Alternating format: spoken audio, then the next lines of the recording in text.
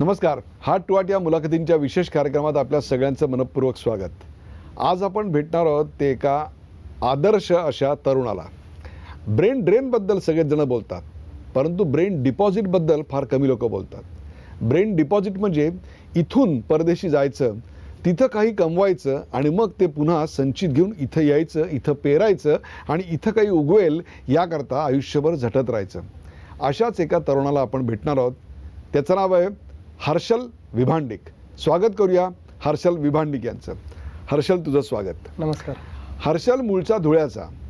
धुळ्याला अत्यंत सामान्य मध्यमवर्गीय अशा स्वरूपाचं त्याचं सगळं बालपण गेलं, परंतु स्वतःच्या जिद्दीवर हिमतीवर शिकत शिकत हर्षल थेट पोचला अमेरिकेला. अमेरिकेमध्ये आपला जम बसल्यानंतर पुन्हा त्याला वेध लागले ते भारताचे आणि परत आला तो धुळे जिल्ह्यात. धुळे जिल्ह्यात आज त्यांनी डिजिटल शाळा चालू केल्या आहेत. 30% रक्कम तो स्वतः जमवतो आणि 70% रक्कम ही लोकसहभागातून जमते. अशा स्वरूपाच्या शेकडो शाळा तिकडे सुरू झाल्या आहेत आणि हाच प्रयोग तो महाराष्ट्राच्या कानाकोपऱ्यात नेऊ इच्छितो. अशा मुलख्या वेगळ्या माणसाला आज आपण भेटणार आहोत, हर्षल विभांडिक याला. हर्षल, तुझा जन्म धुळ्याचा आणि धुळ्याला तुझे वडील एका कापडाच्या दुकानात काम करत होते. कसं होतं तुझं बालपण? बालपण माझं तसं, आमची परिस्थिती आर्थिकदृष्ट्या खूप चांगली नव्हती.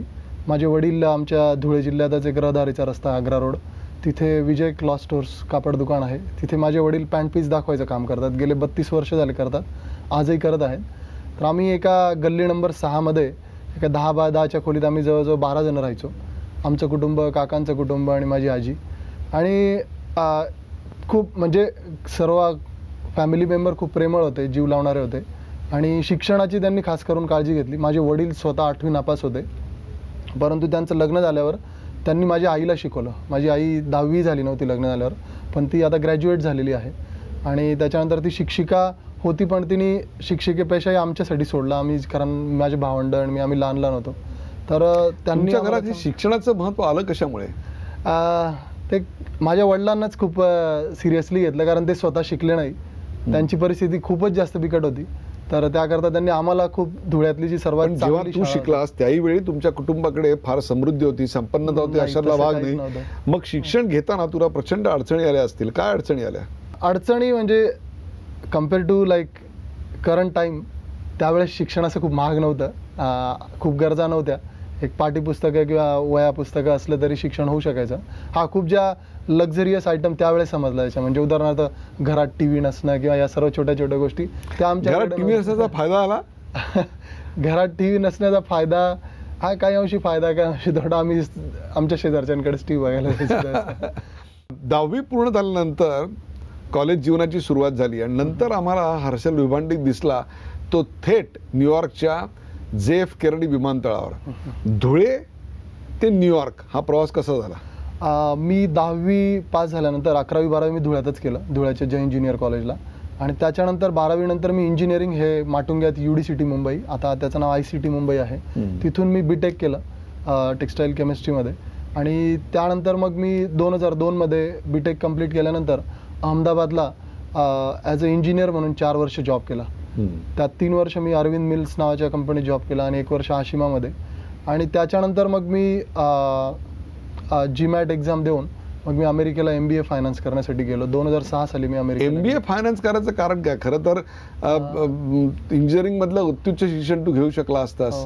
MBA फायनान्स करायचं कारण काय? अर्थशास्त्रामध्ये आपण प्रवेश करावा किंवा फायनान्स वर्ल्डमध्ये प्रवेश करावा असं का वाटलं? नाही, मी ज्यावेळेस BTech करत होतो, म्हणजे UDCTची एक विशेषता अशी पण आहेत की तिथले बरेच मुलं हे अमेरिकेत किंवा फॉरेन कंट्रीमध्ये पोस्ट ग्रॅज्युएशनसाठी जातात. तर माझ्या बरोबरीचे मुलं त्यावेळेस गेले होते, पण आर्थिकदृष्ट्या थोडी माझी परिस्थिती खूप चांगली नसल्यामुळे त्यावेळेस मी जाऊ शकलो नाही. आणि ज्यावेळेस मी जॉब करायला लागलो त्यावेळेस जे मुलं तिकडे गेले त्यावेळेस ते कसं की ज्यावेळेस तुम्ही केमिकल टेक्नॉलॉजीमध्ये मास्टर्स करतात त्यावेळेस either you have to do PhD और PD पोस्ट डॉक्टरेट फेलोशिप वगैरे तेच करावं लागतं तसे. तर माझे मित्र म्हटले की इकडे असं नाही तर तुम्हाला मग वर्ष कम वर्ष तुम्हाला तिकडे सॉफ्टवेअर इंजिनियर बनून जावं लागतं. मग माझे मित्र म्हटले की इकडे असं काही खूप आपण ज्या क्षेत्रात मास्टर्स करू त्या रिलिव्हंट जॉब नाही आहे. आणि त्यावेळेस मला माझा एक ज्युनियर भेटला, रुचित चाणेकर, आणि त्याने he was determined to do MBA finance. तर त्याने मला खूप असं आमच्या खूप अशा बैठकी व्हायच्या वर्षानुवर्ष, एक वर्ष. मग त्यामुळे हे मी फायनल केलं की मला MBA फायनान्स करायचं आहे, अमेरिकेत जायचं आहे. धुळ्याला निघालेला हर्षद विभांडिक न्यूयॉर्कच्या JF केनेडी विमानतळावर उतरला तेव्हा नक्कीच एक मोठा कल्चरल शॉक बसला असणार. कारण इतका प्रचंड मोठा भव्य विमानतळ, इतकी चकाचक सगळी जिंदगी आणि त्याहीपेक्षा सुद्धा समृद्ध जीवन, अमेरिकेच्या पहिल्या दर्शनाने तुला काय दिलं? अमेरिकेत ज्यावेळेस मी पहिल्यांदा उतरलो, माझा एक मित्र होता स्वप्नील नांदेडकर, तो मला घ्यायला येणार होता आणि त्याला मला घ्यायला यायला थोडा उशीर झाला होता. तर ज्यावेळेस मी बाहेर निघालो एअरपोर्टमध्ये, त्यावेळेस मला एक असा ब्लॅक अमेरिकन एकदम माझ्यासमोर आला आणि मी खूप घाबरलो होतो. कारण मी आयुष्यात कधी अशा आफ्रिकन अमेरिकन लोकांना बघितलं नव्हतं, असं खूप धिप्पाडसा, आणि मी खूप घाबरलो आणि मी असा थोडा दूर जायला लागलो. त्याने सुद्धा मला विचारलं, आर यू स्केर्ड? त्याला म्हटलं नाही, पण मला खरंच भीती वाटत होती. आणि नंतर मला ज्यावेळेस मी दुसऱ्या दिवशी तिकडे न्यूजर्सीला वगैरे गेलो त्यावेळेस मला, आणि त्याच्याच नंतर आमचं ओरिएंटेशन होतं. आम्ही पेन स्टेशन म्हणून 34 स्ट्रीटवर रेल्वे स्टेशन आहे, आम्ही न्यूजर्सी न्यूयॉर्कला आलो आणि नंतर लिटरली आम्ही वॉक घेतला पूर्ण न्यूयॉर्क शहराचा. खूप चांगलं वाटलं. न्यूयॉर्क शहर तसं म्हणजे मी खरंच प्रेमात पडलो न्यूयॉर्क शहराच्या. गेले 10 वर्ष मी तिथे राहिलो आहे. फक्त मागचे 8-9 महिने मी इथे कंटिन्युअस धुळ्यात राहिलो. असं काय आहे की भारतात काम करताना तुम्हाला मिळत नाही आणि असं काय आहे की जे अमेरिकेत काम करून तुम्हाला मिळतं? बघा, मी भारतातही 4 वर्ष नोकरी केली होती आणि अमेरिकेतही नंतर जॉब करतोय. सी लाईक जॉब सॅटिस्फॅक्शन मला इथे होतं तिथे होतं, पण ते ईज जे असते म्हणजे जे तुमचं राहणीमान किंवा सर्व जीवन एकदम सोपं झालेलं असतं. प्रत्येक गोष्ट सोपी झालेली असते. छोट्या छोट्या गोष्टींमध्ये जो इथे कधी काही वेळेस खूप त्रास होतो, म्हणजे मी 8-10 वर्षापूर्वीच्या गोष्टी सांगतोय, कम्पॅरेटिव्हली आता इथेही खूप सारी डेव्हलपमेंट झालेली आहे. आणि डिजिटल इंडियामुळे तर we can compare ourself to America. खूप साऱ्या गोष्टी खूप सोप्या झालेल्या आहेत. त्यामुळे असं काही नाही आहे, फक्त की एक कम्फर्ट असतो, सर्व इझिनेस असतो कुठेही. तसं न्यूयॉर्कमध्ये आता खूप गर्दी वाढलेली आहे हळूहळू, पण जर इतर तुम्ही अमेरिकेत जाऊन बघाल तर एक इझिनेस असतो, कम्फर्ट असतो, जास्त काही खूप छोट्या छोट्या गोष्टींचे टेन्शन नसतात. तुम्ही तुमचे वीकेंड एन्जॉय करू शकतात, तुम्ही फिरायला जाऊ शकतात. इथे कसं, इथे ऑलवेज थोडं म्हणजे आपल्याला असे गोष्टी ठरवलेल्या असतात. आता ह्या वर्षी हे करायचं आहे, पुढच्या वर्षी ते करायचं आहे, नंतर आपल्याला ह्याची आता गाडी घ्यायचं आहे, घर घ्यायचं आहे, मग त्याच्या हप्ते चालू आहे, हे सर तिथेही असतात, पण कम्फर्टेबली जरा इझी असतं. त्यामुळे असं काय अमेरिकन लोकांमध्ये की तिकडे उद्योजकता हा त्यांच्या जीवनाचा एक अविभाज्य भाग आहे किंवा कुटुंबाचा एक संस्कार आणि आपल्याकडे तो नाही? मी असं म्हणेल की म्हणजे मला जी एक क्वालिटी त्यांच्यात आढळली, दे आर व्हेरी प्रोफेशनल. म्हणजे मी असं माझ्या बऱ्याच बोलताना सांगतो की अमेरिकेत लोक फक्त नियम फॉलो करतात. म्हणजे नियम लिहिणारा फक्त डोकं वापरतो, बाकीचे फॉलो करणारे डोकं असेल तरी वापरत नाही. ते फक्त म्हणतात नियम लिहिला आणि मला फॉलो करायचा आहे. आपल्याकडे अनफॉर्च्युनेटली नियम लिहिणारे काहीतरी दुसरं करत असतात आणि फॉलो करणारेच तर नियम तोडमरोड करत असतात. त्यामुळे ते एक आहे, तिथे प्रोफेशनलिझम आहे. तिथे मला तरी खूप फेवरिझम असं कुठेच जाणवलं नाही. फेवरिझम बिलकुल नाही आहे. पण ग्लास सिलिंग बद्दल बोलला होता की शेवटी काय झालं तरी तुमच्या वरती एक कोणतरी गोरा असतो आणि तो तुम्हाला एका मर्यादेच्या पलीकडे वाढू देत नाही, असा अनुभव मला तरी नाही आला. मी इन्व्हेस्टमेंट बँकिंग क्षेत्रात काम करतो. म्हणजे सुरुवातीला मी ॲज अ इंटर्न म्हणून एका कंपनीत काम केलं. तिथे तर खूप चांगलं वातावरण होतं. नंतर मी एका छोट्या बुटीक इन्व्हेस्टमेंट बँकमध्ये कामाला लागलो आणि नंतर मग आम्ही एक इंटरनॅशनल कॅपिटल पार्टनर्स नावाची कंपनी स्वतःच, म्हणजे त्या कंपनीचे मालक आणि I was the first employee अशी आम्ही चालू केली. आता आमच्या कंपनीतच बरेच लोक काम करतात. त्यामुळे मला तरी असं जाणवलं नाही माझ्या 3ही कंपन्या जिथे मी काम केलं. काही क्षेत्रात काही लोकांचे अनुभव असतील, पण माझे अनुभव लकीली सर्व चांगले होते अमेरिकेतले. आमच्या क्लास टीचरनी त्यावेळेस आम्हाला सांगितलं की आपल्या शाळेत, जैन शाळेमध्ये पहिले 2 संगणक आलेले आहे आणि ज्यांना ते संगणक शिकायचे असतील त्यावेळेस ₹750 ₹750 वार्षिक फी होती. आणि माझ्याजवळ तेवढे पैसे नव्हते, कारण माझे वडिलांना जेमतेम ₹2000 मासिक पगार असेल आणि ₹750 1994 साली ही खूप मोठी रक्कम होती. तर मी स्वतः संगणक शिकू शकलो नव्हतो. आणि ज्यावेळेस आमच्या जैन शाळेत दुसऱ्या मजल्यावर संगणकाची लॅब होती, त्यावेळेस अशी सिस्टम होती की सर्वजण शूज चपला बाहेर काढायचे, AC हॉल वगैरे असायचा, देवळात असं अवस्था असायची. हो, आणि आम्हाला आमचे मित्र जाऊन यायचे की याला माऊस म्हणतात, याला कीबोर्ड म्हणतात आम्हाला. आणि त्यावेळेस असे संगणक कुठे इझिली दिसायचे नाही, पेपरातही दिसायचे नाही. मग आमच्या इथे काय व्हायचं की शनिवारी आमची ज्यावेळेस शाळा सुटायची त्यावेळेस अशा खिडक्या असायच्या आणि त्याच्यावर झडपेच्या खिडक्या असायच्या. मग आम्ही त्या खिडक्यांवर चढून संगणक कसा दिसत असेल क्या बात आहे, फॅन्टसाइज क्या बात. करायचं.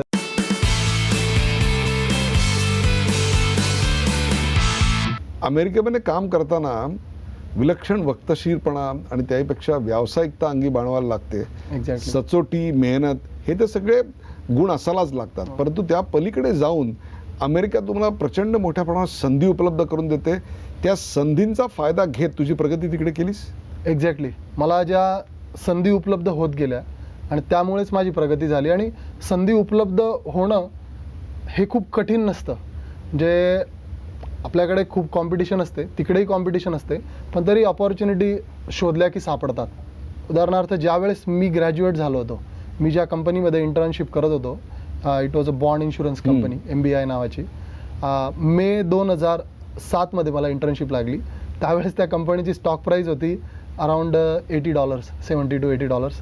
आणि ज्यावेळेस मला त्यांनी फुल टाईम जॉब ऑफर केला मे 2008मध्ये, त्यावेळेस त्या कंपनीची stock price it was barely $2. कारण 2008मध्ये मार्केट क्रॅश होत होतं. आणि आय वॉज लकी, मी तो डिसिजन नाही घेतला त्या कंपनीत जॉब घेण्याचा. आणि मी एका बुटीक फर्म जॉईन केली ज्याच्यात फक्त जॉब सेफ्टी होती, पण बरीचशी इनसिक्युरिटी पण होती. आणि संधी भेटत गेल्या. आणि ते कसं आहे की तुमच्या कामाला व्हॅल्यू करतात. आणि वन थिंग आय ऑब्झर्व की इंडियन म्हटल्यावर तुम्हाला बराच रिस्पेक्ट भेटतो अमेरिका. कशामुळे मिळतो? माझा अनुभव मी तुम्हाला थोडक्यात सांगेल. म्हणजे आज जर तुम्ही अमेरिकेमध्ये गेले, अमेरिकेमध्ये राहणाऱ्या अमेरिकन माणसांची ॲव्हरेज सॅलरी जी आहे, मी 3-4 वर्षापूर्वीचे स्टॅटिस्टिक्स सांगतोय, it was around $36,000 per annum. आणि अमेरिकेमध्ये राहणाऱ्या भारतीय लोकांची average salary it is $92,000 per annum. So we are making almost 3 times more than what the regular American are making.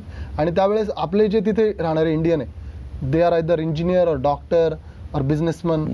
तर त्यामुळे आपल्याला लोक खूप रिस्पेक्टेड आणि बघतात, आपल्याशी ट्रीट करतात. पण मग असं काय आहे की आमची मुलं, तुझ्यासारखी शेकडो मुलं परदेशी जातात, यशस्वी होतात, पण मग ती मुलं इथे राहून यशस्वी होताना का दिसत नाहीत?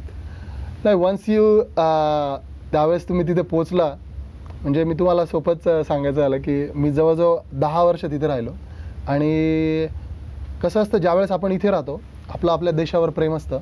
आणि ज्यावेळेस आपण 13 तास विमानात बसून त्या साईडला जातो, आपलं देशप्रेम थोडं जास्त जागरूक होतं. आपल्याला आपल्या देशासाठी खूप काही करावं असं वाटतं. आणि असं माझ्यासोबत 3-4 वेळा झालं.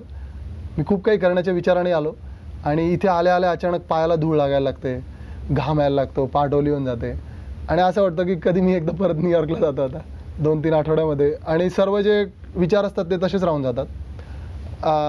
परंतु मी 2014 साली पूर्ण डिटरमाइन करून आलो होतो की नाही, आता मला खरंच काहीतरी करायचं आहे. काय करायचं होतं? काय शोध होता? हर्षल विभांडिकच्या पायाशी न्यूयॉर्कमध्ये सर्व सुख पायाशी लोळण गेली होती. धुळ्याहून निघालेल्या एका मुलासाठी दुसरं स्वप्न काय असू शकतं? एक संपन्न अमेरिकेचं आयुष्य समोर होतं, एक सुसज्ज असं सगळं जीवन, सगळ्या सोयी सुविधा होत्या.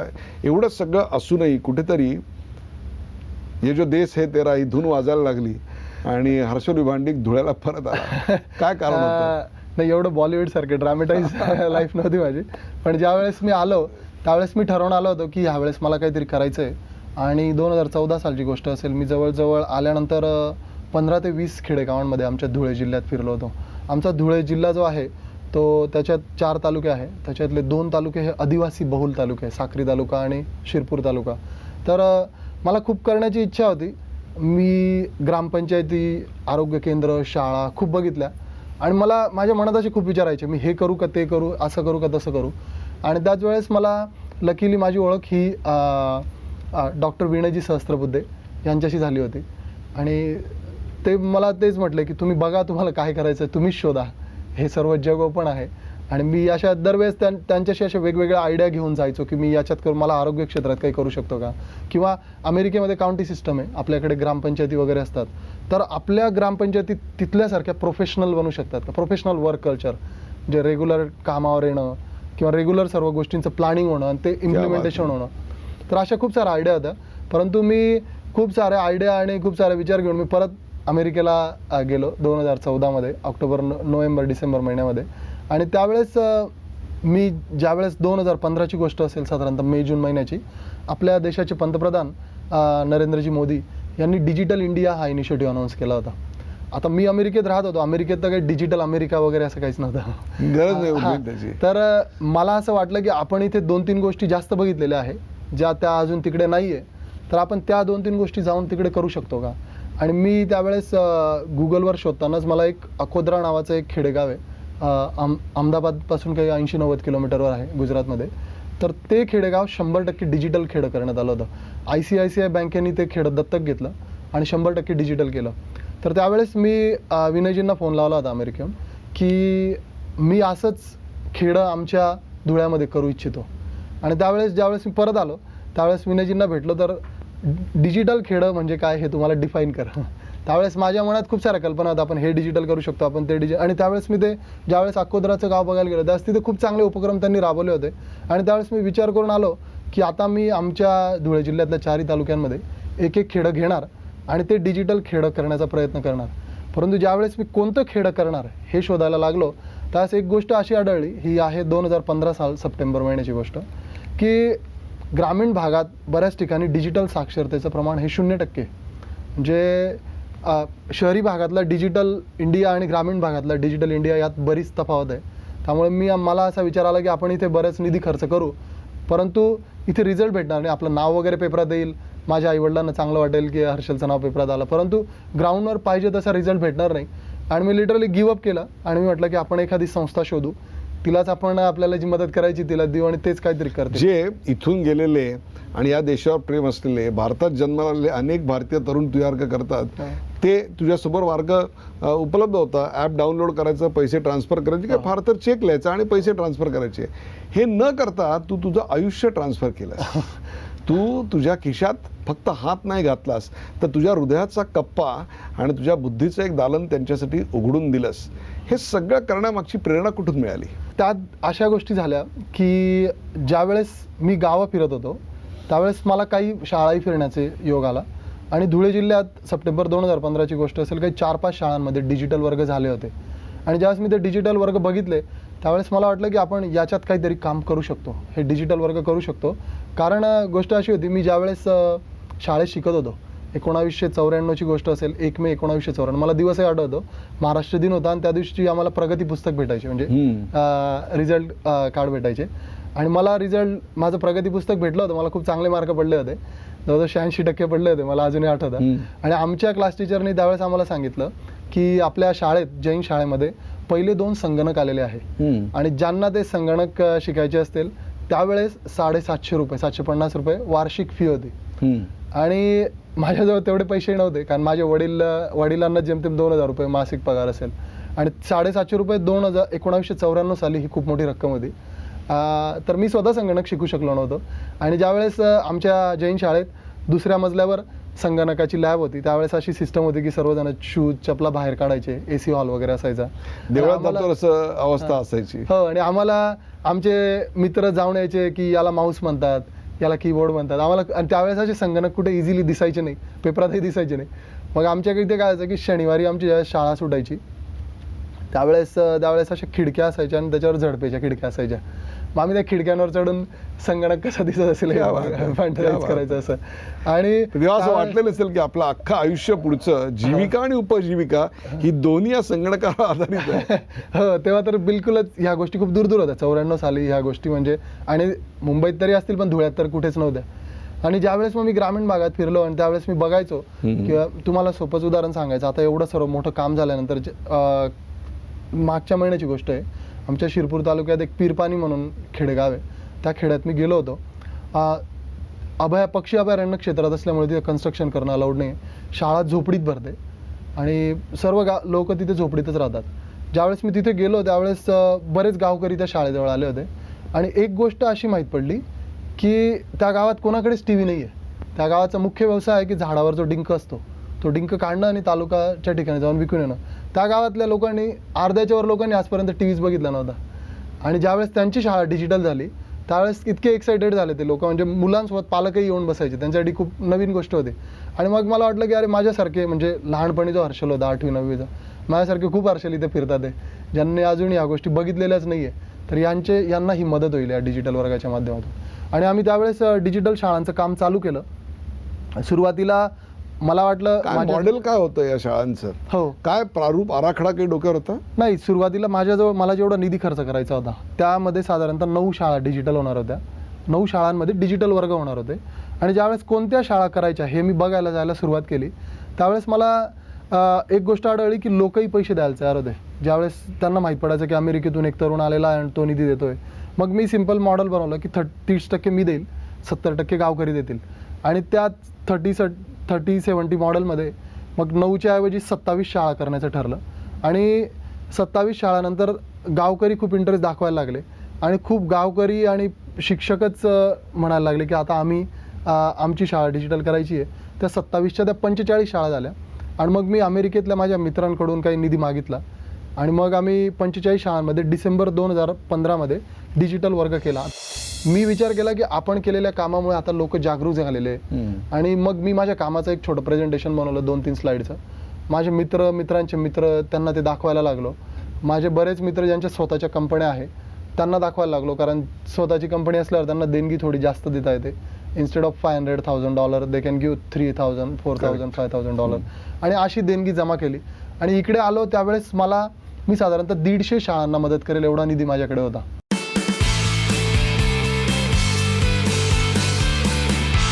डिजिटल वर्ग म्हणजे काय केलं नेमकं? म्हणजे तुला जो आशय आहे तो तुम्ही डिजिटल केला, शिकवण्याच्या पद्धती डिजिटल केल्यात, आणि सर्वात मोठा यातला अडथळा कोण नसेल तर तो म्हणजे शिक्षक, की ज्याची भूमिका बदलली.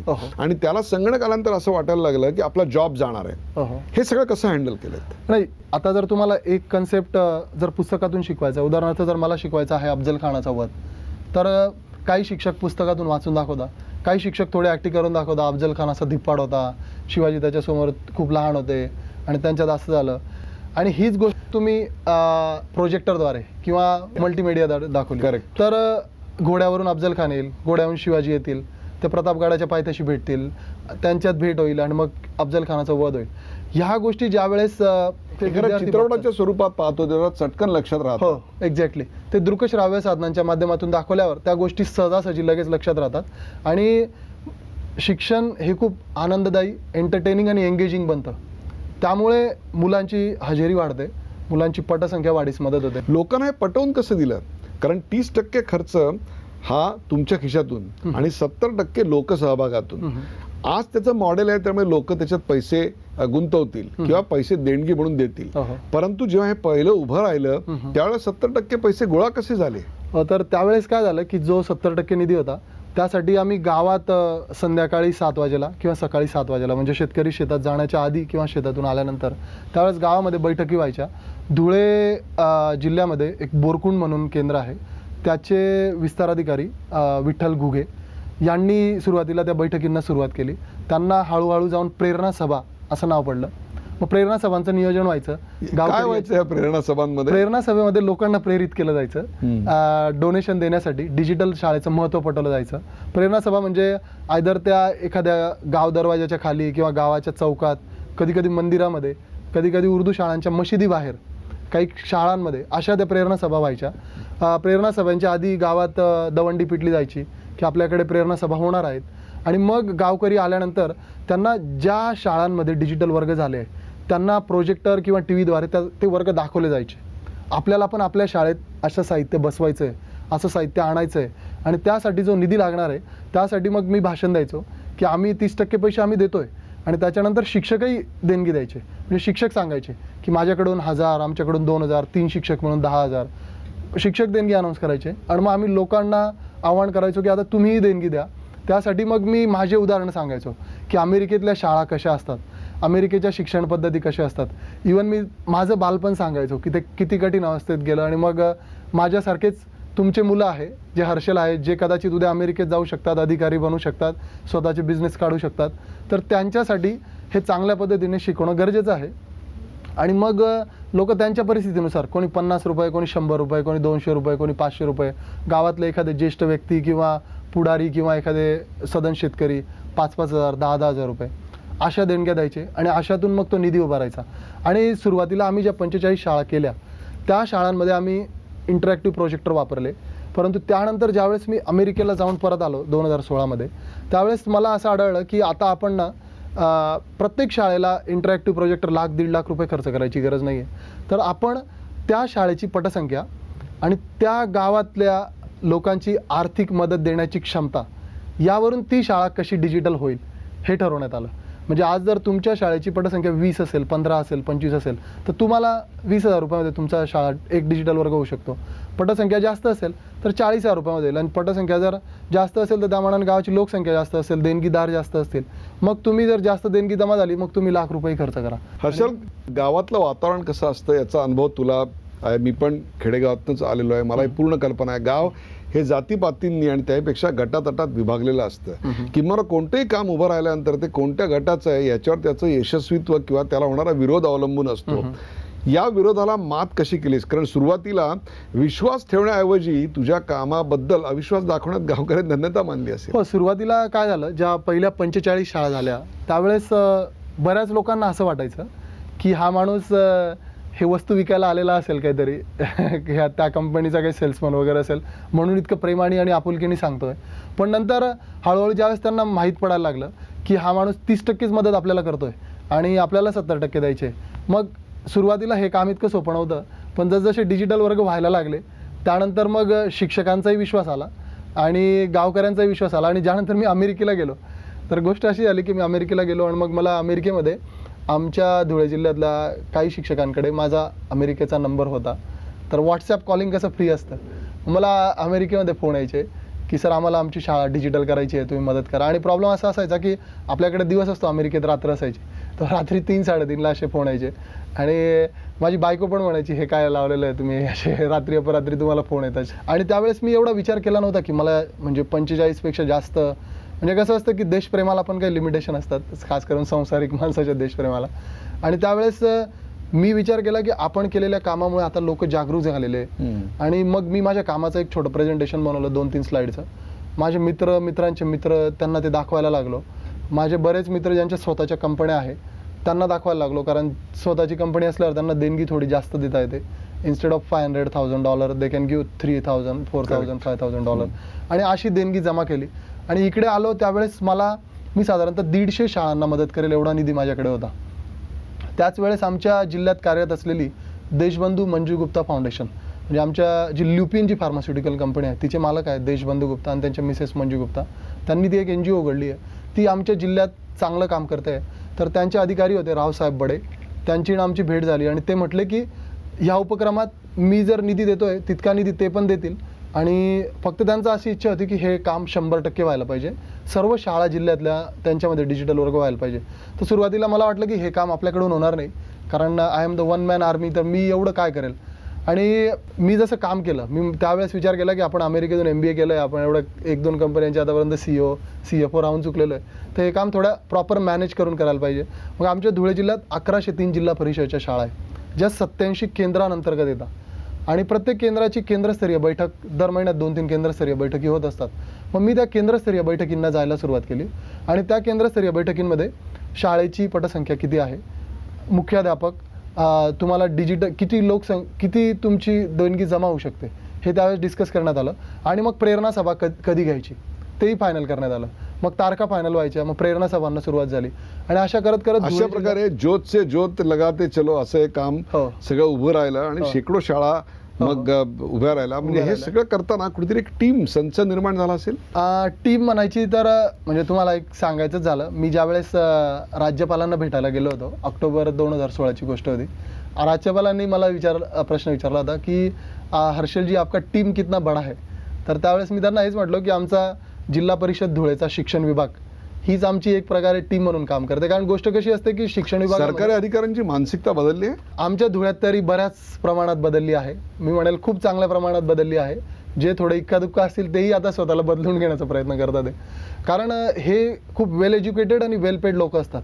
क्षेत्रीय अधिकारी जे असतात ते D.Ed, B.Ed, M.Ed बऱ्याच जणांच्या PhD झालेले आहे. मग मी म्हटलं की एखादा दुसरा तरुण मी हायर करू आणि तो त्यांना शहाणपणा शिकवेल, याच्यापेक्षा त्यांच्याकडूनच हे काम कसं काढून घ्यायचं. आणि मग केंद्रस्तरीय बैठकीनंतर ते नियोजन झालं. आणि आमच्या एक गोष्ट अशी लक्षात आली की साधारणतः डिसेंबर महिन्याची गोष्ट असेल, 650-700 शाळांमध्ये डिजिटल वर्ग झाले होते. 400च्या आसपास शाळा उरल्या होत्या. आणि त्या शाळा ज्या उरल्या होत्या त्यांची परिस्थिती अशी होती की आदिवासी भागात असल्यामुळे तिथे लोकसहभाग जमा होऊ शकत नव्हता. मग आम्ही आमच्या जिल्ह्याचे मुख्य कार्यकारी अधिकारी ओमप्रकाशजी देशमुख आणि शिक्षणाधिकारी मोहनजी देसले यांच्या मार्गदर्शनाखाली आम्ही साक्री आणि शिरपूर तालुक्याचे BDO भावसार साहेब आणि कासोदे साहेब यांच्या मार्गदर्शनाखाली सर्व ग्रामसेवकांच्या मिटिंगा घेतल्या आणि ग्रामसेवकांना असं सांगण्यात आलं की ग्रामसेवकांना 14वा वित्त आयोग आणि पेसा याच्या अंतर्गत जो निधी येतो त्याच्यातून तुम्ही निधी उपलब्ध करून द्या, कारण त्या आदिवासी लोकांकडे देणगी देण्याचे पैसे नाही आहे. आणि मग त्यावेळेस आमच्या धुळे जिल्ह्यामध्ये साक्री तालुका जो आहे त्या तालुक्यात त्याचे एक पंचायत समिती सदस्य होते उत्पलजी नांद्रे. त्यांनी खूप ग्रामसेवकांच्या मागे लागले. आम्ही लिटरली, मी स्वतः म्हणजे माझा अनुभव सांगायचा झाला, मी जवळजवळ 50पेक्षा जास्त ग्रामसेवकांच्या घरी जाऊन आलेलो आहे. त्यांना सांगितलं की तुम्ही हे किती महत्त्वाचं आहे आणि ते कन्व्हिन्स होत नव्हते. म्हणजे इट इज ते प्रायोरिटी बेसिसवर या गोष्टीला घेत नव्हते. आणि त्यावेळेस मग साक्री तालुक्यात एक कुडाशी ग्रामपंचायत आहे, त्या ग्रामपंचायतीचे ग्रामसेवक गवळे भाऊसाहेब गवळे यांना मी कन्व्हिन्स केलं आणि त्यांना थोडी शिक्षण क्षेत्राची आवड होती. त्यांनी सुरुवात केलं. आम्ही त्यांना सांगितलं की तुम्ही निधी देऊ नका, तुम्ही फक्त जे डिजिटल साहित्य लागणार आहे ते साहित्य उपलब्ध करून द्या. आणि त्यांनी सुरुवात केली. त्यांनी त्यांच्या ग्रामपंचायतीत अंतर्गत असलेल्या 6 शाळा होत्या, त्या 6 शाळांना त्यांनी डिजिटल साहित्य घेऊन दिलं. मग आम्ही एक छोटेखानी कार्यक्रम केला. त्या ग्रामपंचायतीत सरपंच आणि ग्रामसेवकांच्या हस्ते त्या वस्तूचं वाटप करण्यात आलं. आणि त्यावेळेस मी गवळे भाऊसाहेबांना सांगितलं आता तुम्ही मदत करा इतर ग्रामसेवकांना कन्व्हिन्स करण्यासाठी. आणि मग उरलेल्या ग्रामसेवकांनी ठरवलं आणि प्रायोरिटी आयटम घेतला. म्हणून अवघ्या 4 ते 5 आठवड्यामध्ये आमच्या इथे 400-450 शाळांमध्ये डिजिटल वर्ग झाले. अमेरिकेत डिजिटल शाळा वगैरे असं काही कोणी म्हणत नाही, कारण तिथे डिजिटल बेसिक इन्फ्रास्ट्रक्चर सर्वीकडे असतं. पण तुम्हाला जर एक सोपीच उदाहरण मी सांगतो. बघा, अमेरिका दर 3 ते 6 महिन्यामध्ये परग्रहावर सॅटेलाईट सोडते. आपणही आता दर 3 महिन्याला परग्रहावर सॅटेलाईट सोडतो. पण अमेरिकेमध्ये ते सॅटेलाईटचं प्रक्षेपणाच्या वेळेनुसार बऱ्याच वेळेस शाळांच्या वेळी ॲडजस्ट केल्या जातात.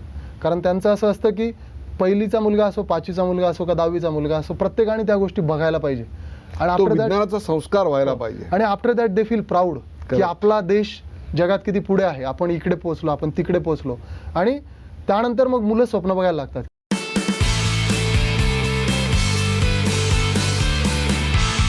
या शाळांमध्ये मुलांचा प्रतिसाद कसा होता? कारण त्यावेळेला दोन्ही पर्याय पालकांकडे देखील उपलब्ध होते. एक म्हणजे आपल्या डिजिटल शाळेत शिकायचा किंवा जे पारंपरिक पद्धतीने खडू आणि फळा शिकवलं जातं त्या शाळेत जाऊन देखील शिकायचा त्यांच्याकडे पर्याय उपलब्ध होता. असं असताना अनुभव कसा होता विद्यार्थ्यांचा? मुलांचा प्रतिसाद खूप छान होता. म्हणजे आज जर तुम्ही बऱ्याच शाळांमध्ये गेला, मलाच डोळ्यांनी बघितलेली गोष्ट सांगतो, शाळा 11 वाजेला भरते पण 10 वाजेलाच तिथे मुलं गर्दी करून उभे असतात. आणि त्यांचा आग्रह हाच असतो की हा जो डिजिटल वर्ग याच्यात घेऊन चला, कारण त्याच्यात TV असतो, प्रोजेक्टर असतो आणि त्यांना that become a centre of attraction. तुम्हाला मी एक उदाहरण सांगेल. 4 नोव्हेंबर 2016 आम्ही आमच्या जिल्ह्यातील साक्री तालुक्यातील जिल्हा परिषद शाळा घाणेगाव ही वायफाय शाळा केली होती. आणि एक प्रयत्न असा केला होता, न्यूयॉर्कमध्येच माझे काही शिक्षण क्षेत्रातले मित्र होते, ॲडम ग्रीन नावाचा माझा मित्र होता. तर त्याला मी सांगितलं की आम्ही एक व्हिडिओ कॉन्फरन्सिंग केली होती, ॲडम ग्रीन तिकडून आणि इकडे मुलं. तर कसं की खूप एक व्हर्च्युअल क्लासरूम ज्याला आपण म्हणू. हो हो. आणि सर्वांना अट्रॅक्शन हे होतं की तिकडून तो एक गोरा माणूस आपल्याशी बोलतोय. क्या बात. आणि त्यांना भलेच त्याचं काही समजत नव्हतं, पण मी ॲज अ ट्रान्सलेटर म्हणून तिथे काम केलं आणि त्यांना ते एक त्यांच्यामधला ट्रान्सलेटर बनलो. तो तिकडून काय की न्यूयॉर्क शहरातला ब्रुकलिन ब्रिज त्यांना दाखवत होता. ब्रुकलिन ब्रिजचा इतिहास, ब्रुकलिन ब्रिज काय आहे. आणि त्याच्यानंतर अशा गोष्टी तिथे 1-2दा घडल्या. आणि सांगायची गोष्ट अशी, ज्या दिवशी हा कार्यक्रम घडत होता 4 नोव्हेंबर दिवाळीच्या सुट्ट्या चालू होत्या, वर्गात पूर्ण मुलं होते आणि शाळेच्या बाहेर जवळजवळ 500-700 लोक जमा झाले होते. सर्वांना असं वाटत होतं की इथे काहीतरी असं विशेष घडतंय. गोष्ट खूप सोपी होती, एक व्हिडिओ कॉन्फरन्सिंग कॉल झाला 15-20 मिनिटाचा, पण त्यांना असं वाटत होतं की इथे काहीतरी होणार आहे. काही गावकऱ्यांनी अफवा उडवली होती की तिकडून तो गोरा माणूस प्रोजेक्टरमधून उडी मारून बाहेर येणार आहे. तसं काही झालं नाही. पण त्यामुळे त्या शाळेचा फायदा असा झाला, जिल्हा परिषद शाळा घाणेगाव, किशोर पाटील सर मुख्याध्यापक आहे तिथे, त्या शाळेची पटसंख्या जवळजवळ 29 विद्यार्थ्यांनी वाढली, जिल्हा परिषद शाळेची पटसंख्या. आणि डिसेंबर अखेरपर्यंत ती शाळा 100% प्रगत झाली. म्हणजे एक पालक विचार करतो की एक शाळा जिच्यात मला फी भरावी लागते आणि ही शाळा जिच्यात सर्व मोफत भेटतं, आणि मग तो डोळ्यांनी बघतो की इथे बदल घडलेला आहे आणि त्यांनी देणगी दिलेली असते. मग ते विचार करता की 1ली ते 4थी पर्यंत का होईना. पण हे सगळं करताना मुलं तंत्रज्ञानाच्या आहारी जातात असं नाही वाटत की खूप खूप टेक्नॉलॉजी होते आणि त्यात त्यांचं बालपण, त्यांचं मूलपण कुठे हरवलं जात आहे? असं मला याच्याकरता नाही जाणवलं. मी तुम्हाला सांगतो, कारण ज्या वेळेस आमच्या ज्या शाळा डिजिटल झालेल्या आहेत तिथे ते टी व्ही किंवा प्रोजेक्टरद्वारे गोष्टी दाखवल्या जातात. म्हणजे त्यांना हाताळायला अजून टॅब काही ठिकाणी दिलेला आहे पण बऱ्याच ठिकाणी नाही आहे. तर त्यांना फक्त म्हणजे डिजिटल वर्ग म्हणजे प्रत्येक गोष्ट डिजिटलवर दाखवली जात नाही त्याच्यामध्ये. म्हणजे पहिलीला म्हणजे सोमवारी पहिली अर्धा वेळ, दुसरी अर्धा वेळ, मग मंगळवारी तिसरी चौथी, मग बुधवारी परत पहिली दुसरी, अशा प्रकारे तिथे पण तास मग असलेले यासाठी लागणारे जे मल्टीमीडियाचे लर्निंग युनिट्स आहेत ते कोण तयार करतं? कंटेंटची जी गोष्ट होती ते आज महाराष्ट्रात कंटेंट विकणाऱ्या जवळजवळ 10 ते 12 कंपन्या आहेत. तर त्या कंपन्यांकडून कंटेंट सुरुवातीला घ्यावे लागायचे. पण एक चांगली गोष्ट अशी की 30 तारखेलाच म्हणजे 30 एप्रिल 3 दिवसापूर्वीची गोष्ट आहे, आपल्या राज्याचे शिक्षण मंत्री यांनी पुण्यामधील एका कार्यक्रमामध्ये मित्रा नावाचं एक ॲप लॉन्च केलं आहे. त्या ॲपमध्ये शिक्षकांनी बनवलेले कंटेंट आहे आणि तुम्हाला काय करायचं आहे, तुमच्या डिजिटल वर्गामध्ये फक्त मित्रा ॲप डाउनलोड करायचं आहे. तुम्हाला सर्व कंटेंट मोफत शासनानेच प्रोव्हाइड केलेले आहे. आता ते कंटेंट शिक्षकांनीच बनवले आहे. तर ही एक खूप चांगली योजना आपल्या यामुळे विद्यार्थ्यांच्या गुणवत्तेत काय फरक पडतो किंवा शिक्षणाची पद्धत काय सुधारते? गुणवत्तेबद्दल मी तुम्हाला असं सांगेल की आता ज्यावेळेस मी शिकत होतो, आम्हाला जर आमच्या शिक्षकांना म्हणजे मला अजून आठवतं मी 7वीला होतो, आमच्या शिक्षकांना आम्हाला सूर्यग्रहण चंद्रग्रहण हा विषय शिकवायचा होता. तर शिक्षक लिटरली त्यावेळेस 30 मिनिटाचा तास असायचा. तर आमच्या बैसाने सर होते, त्यांनी सांगितलं मॅडम तुमच्या तासामधले 15 मिनटं मला द्या. त्यांनी पूर्ण आकृत्या काढल्या, जवळजवळ 20-25 मिनटं सर आकृत्या काढत होते, सूर्य चंद्र पृथ्वी. आणि त्यानंतर त्यांनी 15-20 मिनिटात सूर्यग्रहण चंद्रग्रहण शिकवलं, कारण तास संपून गेला होता. आज जर शिक्षकाला सूर्यग्रहण चंद्रग्रहण शिकवायचं असेल तर त्या डिजिटल वर्गामध्ये ते 3D मध्ये दिसतं, ते हलताना दिसतं आणि ते पॉज करू शकतात. बघा आता ग्रहण लागतंय, आता याची सावली त्याच्यावर पडते आणि मग अंधार होणार आहे ते. आणि जर नाही समजलं तर परत रिव्हर्स करून परत तो कन्सेप्ट एक्सप्लेन करतात.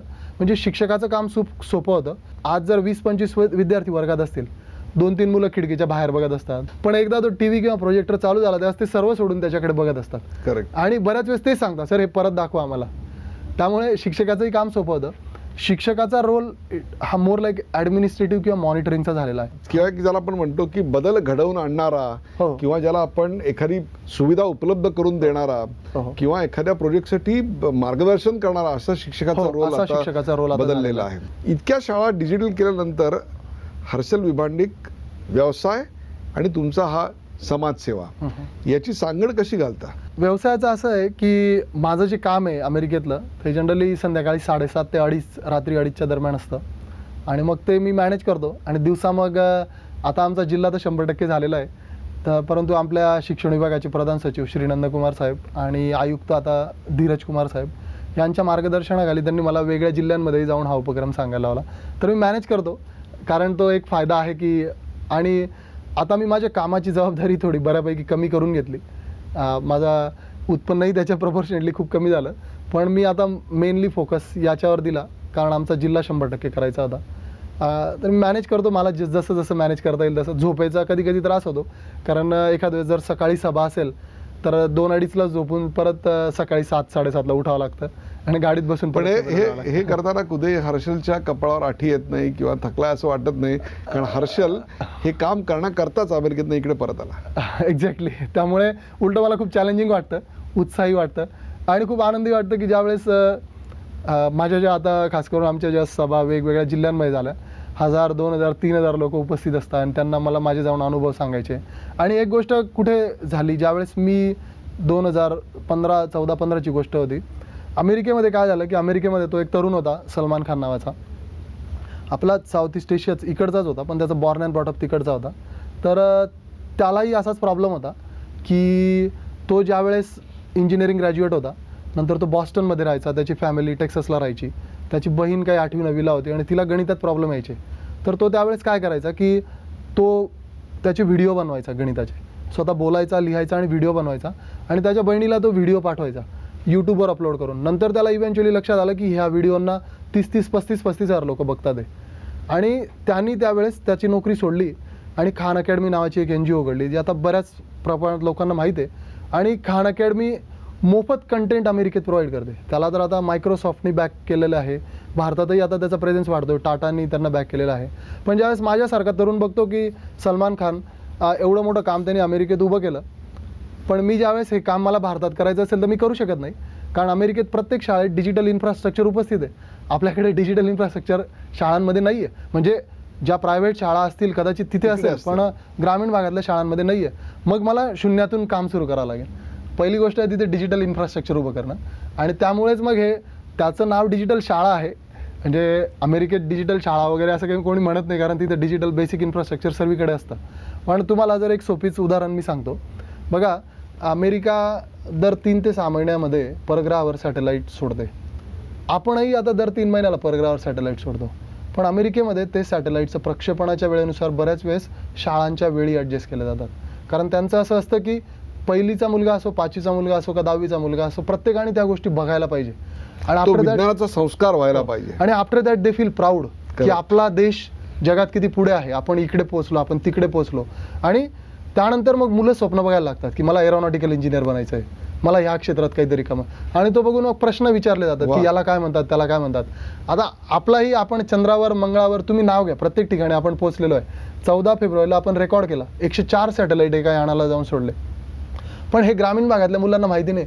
म्हणजे शहरात गोष्ट वेगळी आहे, किंवा पेपर वाचणारे बघतात, व्हॉट्सॲपद्वारे बघतात, पण ग्रामीण भागातल्या मुलाला या गोष्टीचा काहीही गंध नाही आहे. पण आज ती डिजिटल शाळा आहे म्हणून ते दाखवण्याचं साधन उपलब्ध केलेलं आहे. म्हणजे ज्यावेळेस तो 14 फेब्रुवारीला आपण 104 सॅटेलाईट सोडले, आमच्या धुळ्यातल्या जिल्हा परिषद शाळेच्या शिक्षकांनी तो व्हिडिओ यूट्यूबवरून डाउनलोड केला, आणि त्यानंतर तो व्हिडिओ दाखवण्यात आला. आणि मग शिक्षकच म्हणायला लागले, अरे हे मुलं अजून जास्त प्रश्न विचारायला लागले, याला काय म्हणतात, मग हे वर कसं जातं. म्हणजे ही सुरुवात असते. त्यांना त्या गोष्टी दाखवल्या पाहिजे, त्यांनाही माहीत पडायला मुळात पाहिजे. कुतूहल निर्माण करायचं. हो. कुतूहल निर्माण झाल्यानंतर त्यातून एक ध्यास निर्माण होतो, आणि त्या हो. ध्यासातूनच एक चांगला संशोधक निर्माण होतो. एक्झॅक्टली. प्रेक्षको, आज हर्षलला मी इकडे कशाकरता बोललो तर माहितीये, हा कार्यक्रम बघणारे तुमच्यासारखे अनेक आहेत की ज्यांना आपल्या खेडेगावासाठी काहीतरी करायचं आहे, जे वंचित आहेत, शोषित आहेत, त्या समाजासाठी काहीतरी करायचं आहे. पण काय करायचं ही नेमकी दिशा त्यांना सापडत नाही. ती दिशा तुम्हाला मिळावी याच्याकरता मी हर्षलचा प्रवास तुमच्यासमोर मांडला. त्याचबरोबर अमेरिकेमध्ये, इंग्लंडमध्ये, युरोपामध्ये, अनेक देशामध्ये, ऑस्ट्रेलियामध्ये जो पसरलेला भारतीय समाज आहे, त्या भारतीय समाजाला सुद्धा आपल्या भारतातल्या मूळ गावासाठी काहीतरी करायची एक अत्यंतिक प्रेरणा आहे. पण नेमकं काय करावं हा मार्ग त्यांना सापडत नाही. अर्थात तो मार्ग खाचखळग्यांचा नक्कीच असतो. सुरुवातीला यश मिळत नाही, किंबहुना इथली व्यवस्था त्याला हतोत्साहित होईल याकरताच कार्यरत असते. परंतु या सगळ्यावर मात करत जिद्दीनं एखादा हर्षल विभांडिक उभा राहतो, आणि माझ्या आजूबाजूला जो समाज मला मिळाला त्या समाजात मी काहीतरी सकारात्मक बदल करू शकतो या एका जिद्दीनं उभा राहतो, आणि एक तेजस्वी असा कालखंड आपल्या डोळ्यासमोर उभा करतो. हा सगळा कालखंड तुमच्यासमोर उभा राहावा, आणि ज्योतसे ज्योत ज्याप्रमाणे तेवते तसंच हा कार्यक्रम बघणाऱ्या काही तरुणांच्या मनात तरी या देशाबद्दल एक सकारात्मक भावना निर्माण व्हावी, आणि अशी कामं उभी राहावीत याकरताच आपण हर्षल विभांडिकला आज इथे बोलवलं होतं. हर्षल, जी 24 तासच्या प्रेक्षकांसमोर येऊन तुझा हा जो थक्क करणारा प्रवास आहे तो तू मांडलास, आणि तुझं जे अमेरिकेत राहून अस्सल जमलेलं देशीपण आहे तेही तू दाखवलंस, त्याबद्दल विशेष आभार. धन्यवाद. मला तुम्ही संधी दिली त्याबद्दल तुमचेही खूप खूप आभार.